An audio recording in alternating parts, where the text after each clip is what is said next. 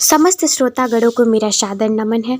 आज मैं अपने चैनल पे श्रीमद् भागवत गीता शुरू करने जा रही हूँ, तो कृपया इस वीडियो को पूरा देखें और लाइक और सब्सक्राइब करना ना भूलें और ज़्यादा से ज़्यादा शेयर करें। तो आइए अब हम शुरू करते हैं।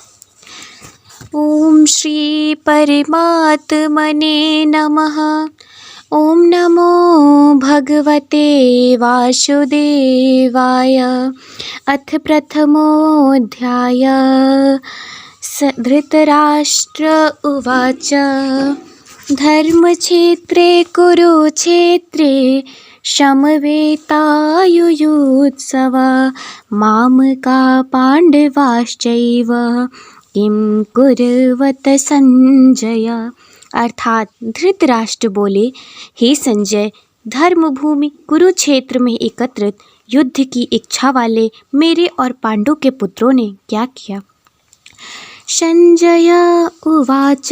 संजय बोले, दृष्ट्वा तु पांडवानीकं व्यूढं दुर्योधनस्तदा आचार्यमुपसंगम्य राजा वचनं ब्रवीत।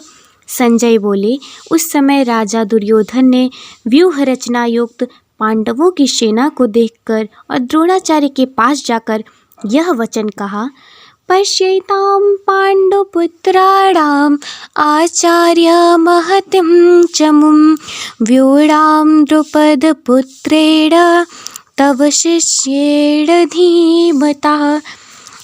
हे आचार्य, आपके बुद्धिमान शिष्य द्रुपद पुत्र धृष्टद्युम्न द्वारा व्यूहाकार खड़ी हो गई पांडुपुत्रों की इस बड़ी भारी सेना को देखिए। अत्र शूरा महेश्वासा भीमार्जुन समायुधि युयुधानो विराटश्च द्रुपदश्च महारथ धृष्टकेतुश्चेकितानः काशीराजश्च वीर्यवान् पुरुजित कुन्तिभोजश्च सैभ्यश्च नरपुङ्गवः युधामन्युश्च विक्रान्त उत्तमौजाश्च वीर्यवान् सौभद्रो द्रौपदेयाश्च सर्व एव महारथा।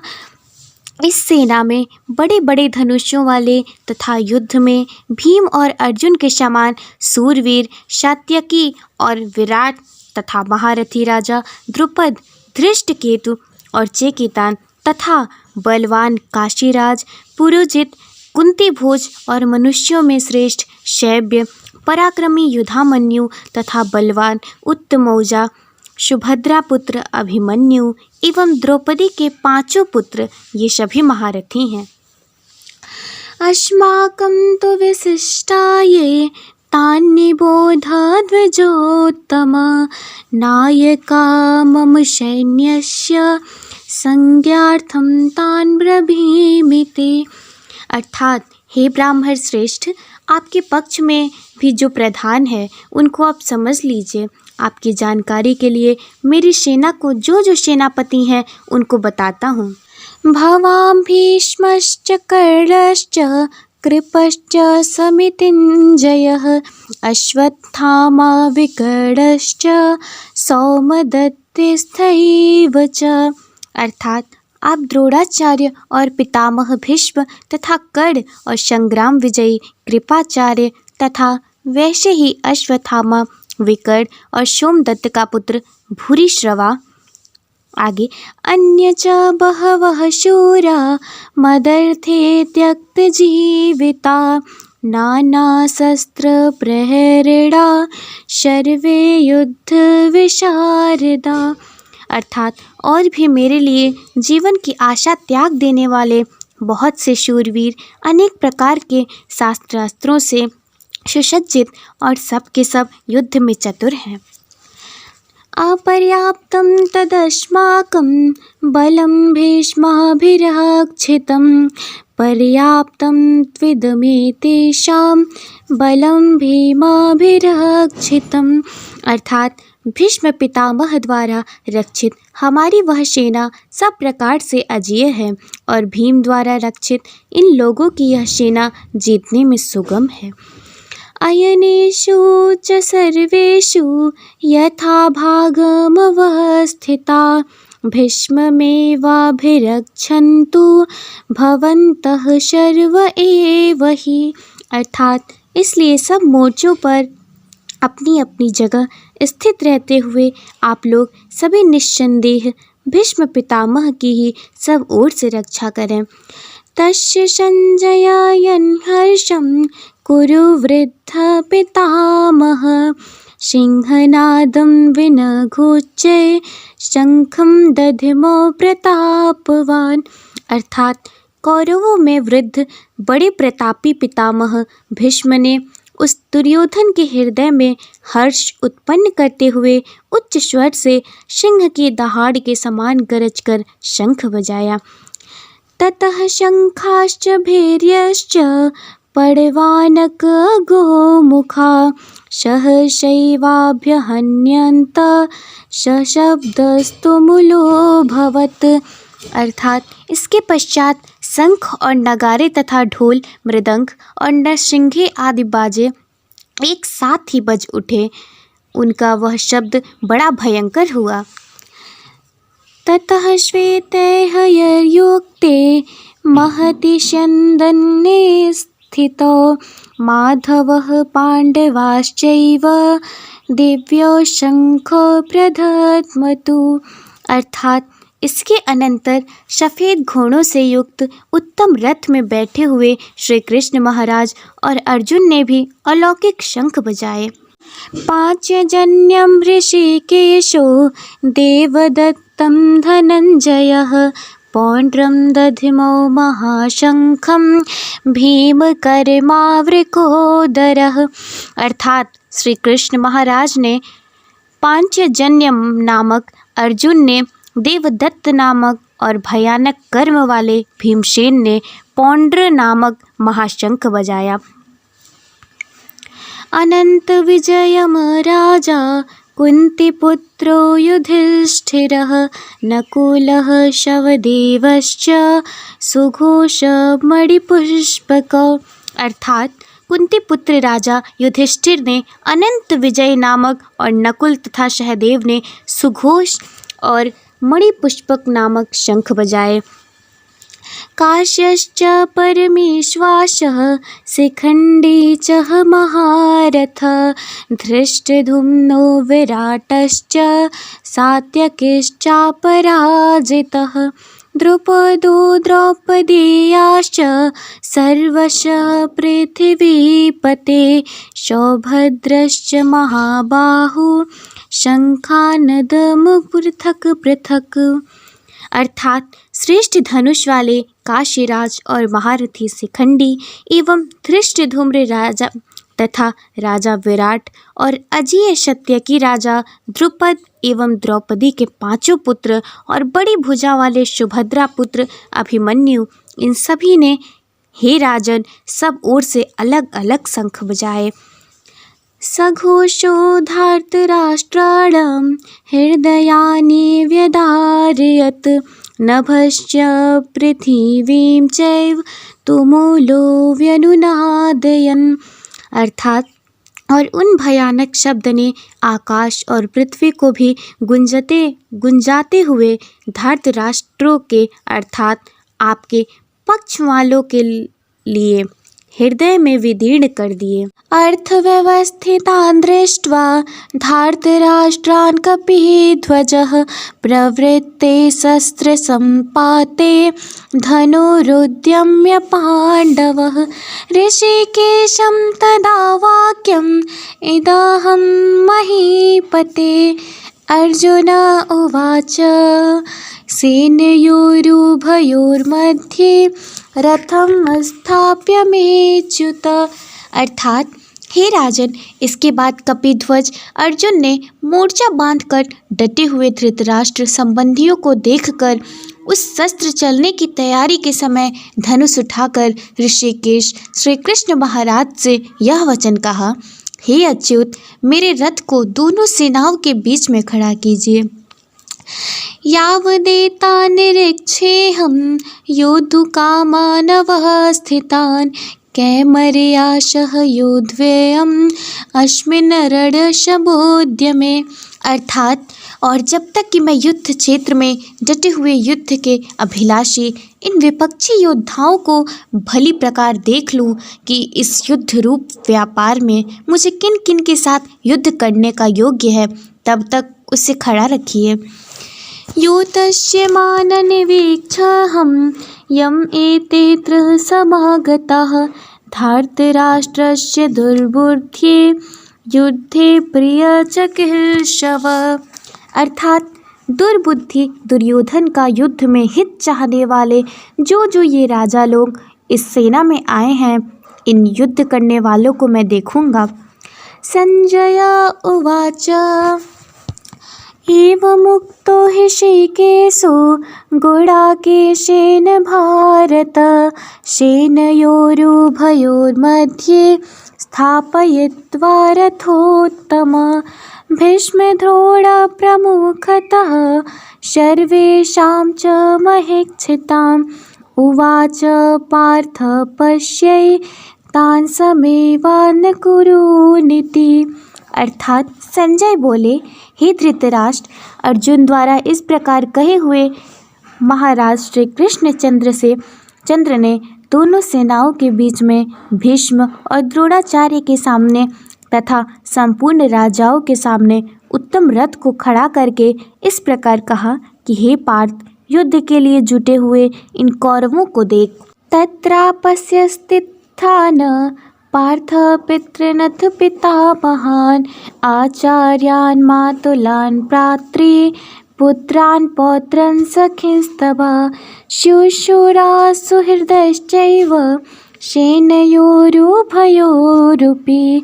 अर्थात इसके बाद प्रथापुत्र अर्जुन ने उन दोनों ही सेनाओं में स्थित ताऊ चाचाओं को, दादों परदादाओं को, गुरुओं को, मामाओं को, भाइयों को, पुत्रों को, पौत्रों को तथा मित्रों को, ससुरों को और सुहृदों को देखा और वे का पूर्वार्ध तान् समीक्ष्य स कौन्तेयः सर्वान् बन्धूनवस्थितान् कृपया परयाविष्टो विषीदन्तीत्म ब्रवीत। अर्थात उन उपस्थित संपूर्ण बंधुओं को देखकर वे कुंती पुत्र अर्जुन अत्यंत करुणा से युक्त होकर शोक करते हुए यह वचन बोले।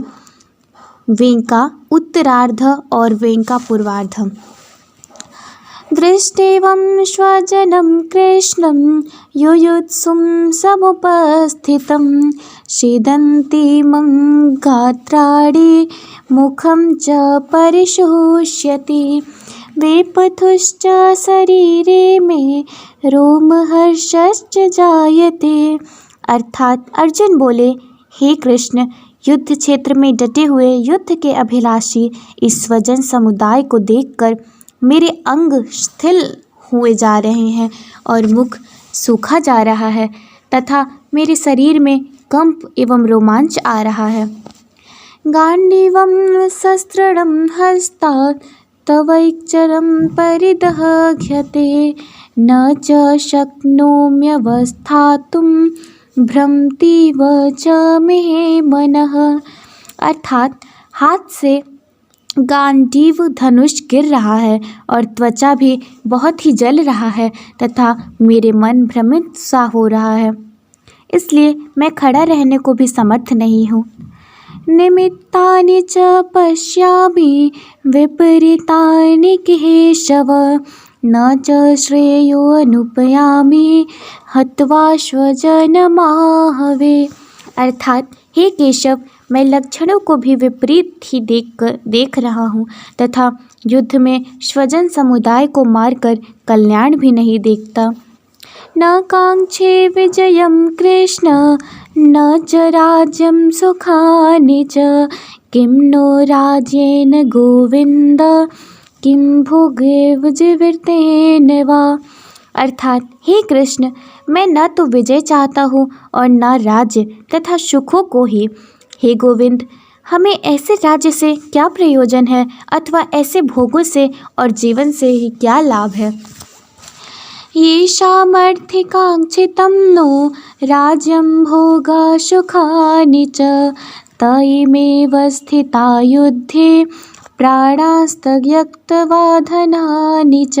अर्थात हमें जिनके लिए राज्य, भोग और सुख आदि अभिष्ट है, वे ही ये सब धन और जीवन की आशा को त्याग कर युद्ध में खड़े हैं। आचार्यः पितरः पुत्राः स्थितैव च पितामहा मातुलाः श्वशुराः पौत्राः श्यालाः संबंधितस्तथा। अर्थात गुरुजन, ताऊ, चाचे, लड़के और उसी प्रकार दादा, मामे, ससुर, पौत्र, साले तथा और भी संबंधी लोग हैं। एतान् हन्तुमिच्छामि घन्तोऽपि मधुसूदनः अपि त्रैलोक्यराज्यस्य हेतुः किं नो मही कृते। हे मधुसूदन, मुझे मारने पर भी अथवा तीनों लोकों के राज्य के लिए भी मैं इन सबको मारना नहीं चाहता, फिर पृथ्वी के लिए तो कुछ कहना ही क्या है। निहत्य धार्तराष्ट्रस्य का प्रीतिः स्यात् जनार्दन पापमेवाश्रयेदस्मान् हत्वैतानाततायिनः। अर्थात हे जनार्दन, धृतराष्ट्र के पुत्रों को मारकर हमें क्या प्रसन्नता होगी, इन आतताइयों को मारकर तो हमें पाप ही मिलेगा। तस्मान्नार्य वयं हन्तु धार्तराष्ट्रान् स्वबान्धवान् स्वजनं हि कथं हत्वा सुखिनः श्याम माधव। अर्थात अतएव हे माधव, अपने ही बांधव धृतराष्ट्र के पुत्रों को मारने के लिए हम योग्य नहीं हैं, क्योंकि अपने ही कुटुंब को मारकर हम कैसे सुखी होंगे। यद्यप्येतेन पश्यन्ति लोभोपहत चेतसः कुलक्षय कृतं दोषं मित्रद्रोहे च पातकं कथं न श्रेयमस्माभिः पापादस्मान् निवर्तितुं कुलक्षय कृतकं दोषं प्रपश्यद्भिर्जनार्दनः। अर्थात यद्यपि लोभ से भ्रष्ट चित्त हुए ये लोग कुल के नाश से उत्पन्न दोष को और मित्रों से विरोध करने में पाप को नहीं देखते, तो भी हे जनार्दन, कुल के नाश से उत्पन्न दोष को जानने वाले हम लोगों को इस पाप से हटने के लिए क्यों नहीं विचार करना चाहिए। कुलक्षये प्रणश्यन्ति कुलधर्मा सनातनः धर्मे नष्टे कुलं कृष्टत्र मधर्मोऽभिभवत्युत। अर्थात कुल के नाश से सनातन कुल धर्म नष्ट हो जाते हैं। धर्म के नाश हो जाने पर संपूर्ण कुल में पाप ही बहुत अच्छे से फैल जाता है। अधर्माभिभवात् कृष्ण प्रदुष्यन्ते कुलः स्त्रियः स्त्रीषु दुष्टासु वा श्रेय जायते वडशंकरः। अर्थात हे कृष्ण, पाप के अधिक बढ़ जाने से कुल की स्त्रियां अत्यंत दूषित हो जाती हैं, और हे वाश्रेय, स्त्रियों के दूषित हो जाने पर वडशंकर उत्पन्न होता है। शंकरो नरकावैव कुलघानां कुलस्य च पतन्ति पितरो द्योषां लुप्तपिंडोदकक्रियाः। वरशंकर कुल घातियों को और कुल को नरक में ले जाने के लिए ही होता है। लुप्त हुई पिंड और जल की क्रिया वाले अर्थात श्राद्ध और तर्पण से वंचित इनके पितर लोग भी अधोगति को प्राप्त होते हैं। दोषरते कुलंघानां वरशंकरः कारके उत्साद्यन्ते जातिधर्माः कुलधर्माश्च शाश्वताः। अर्थात इन वरशंकर कारक दोषों से कुल घातियों के सनातन कुल धर्म और जाति धर्म नष्ट हो जाते हैं। उत्सन्नकुलधर्माणां मनुष्याणां जनार्दनः नरके नियतं वासो भवतीत्यनुनुश्रम। अर्थात हे जनार्दन, जिनका कुल धर्म नष्ट हो गया है, ऐसे मनुष्यों का अनिश्चित काल तक नरक में वास होता है, ऐसा हम सुनते आए हैं। अहो बत महत्पाप कर्तुं व्यवसिता वयं यद्राजसुखलोभेन हन्तुं स्वजनमुद्यता। अर्थात हाँ, शोक हम लोग बुद्धिमान होकर भी महान पाप करने को तैयार हो गए हैं, जो राज्य और सुख के लोभ से स्वजनों को मारने के लिए उद्यत हो गए हैं। यदि मां प्रतिकारमशस्त्रं शस्त्रपाणयः धार्तराष्ट्रारणे हन्यो अस्तमे क्षेमतरं भवेत्। अर्थात यदि मुझ शस्त्र रहित एवं सामना न करने वाले को शस्त्र हाथ में लिए हुए धृतराष्ट्र के पुत्र रण में मार डाले तो वह मरना भी मेरे लिए अधिक कल्याणकारक होगा। संजय उवाच एवमुक्त्वार्जुनः सांख्ये रथोपस्थ उपाविशत् विसृज्य सशरं चापं शोकसंविघ्नमानसः। अर्थात संजय बोले, रणभूमि में शोक से उद्विग्न मन वाले अर्जुन इस प्रकार कहकर बाढ़ सहित धनुष को त्याग कर रथ के पिछले भाग में बैठ गए। अर्थात इस प्रकार भागवत गीता का प्रथम अध्याय समाप्त हुआ। ओम तत्सदिति श्रीमद्भगवद्गीतासु उपनिषत्सु ब्रह्म विद्यायां योगशास्त्रे श्रीकृष्ण अर्जुन संवादे अर्जुन विषाद योगो नाम प्रथमोऽध्यायः समाप्तः।